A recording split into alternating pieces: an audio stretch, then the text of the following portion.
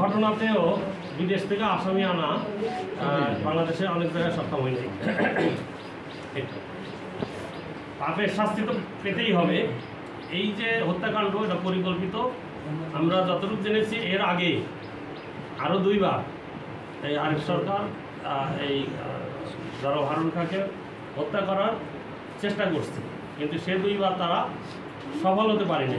মানে পরিবেশটা তাদের পক্ষে যায় নাই, ফলে সে দুইবারে হারুন খাঁকে হত্যা করা সম্ভব হয়নি। এই বিষয়টা আমাদের তদন্তে এসেছে। তো এখানে একটা জিনিস দেখেন যে হত্যার মাধ্যম হিসেবে তারা নিল যে মসজিদের টাকা, ওনার আন্ডারে মসজিদ নির্মাণ কাজ চলছিল, যে মসজিদের অনুদান দেবে ফজরের নামাজের পর, সেই অনুদানের টাকা দেওয়ার ওসিলায় বা মাধ্যম হিসেবে তারা গেল। এরপরে দেখেন তাদেরকে সেই সকালে তাদের চেম্বারে বসতে দিল। সেখানে বসে আগে কিন্তু টাকাটা উনি অনুদানের টাকা না নিয়ে বলে যে তোমরা বসো, তোমাদের জন্য খাবার নিয়ে আসি। সেই ফল ফলালি খাবার আনার জন্য যখন উঠলো তখনই গুলি করে মারল। তো আপনারা বলেন যে এই আসামিদের তাদের আইনের আওতায় আসবে না, তাদের পার পাওয়ার কোনো সুযোগ কোনোভাবে নেই।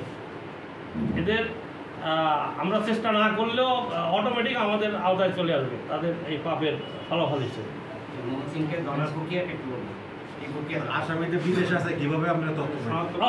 আসামি বিদেশ, যখন বিদেশে যেতে গেলে তো পাসপোর্টের মাধ্যমে যেতে হয়।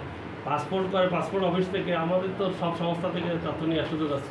আমরা এগুলো নিয়ে যখন জানলাম যে দুবাই, তখন আমরা চিঠিপত্র লিখছি। আমাদের আপনারা জানেন যে ইন্টারপোলের হেল্প নিতে গেলে আমাদের দেশে তো পুলিশ হেডকোয়ার্টার আছে, এনসিবি নামে একটা ইউনিট আছে। আমরা হেডকোয়ার্টারের মাধ্যমে চিঠি লিখলে সংশ্লিষ্ট যে দেশ সেখানে চলে যায়।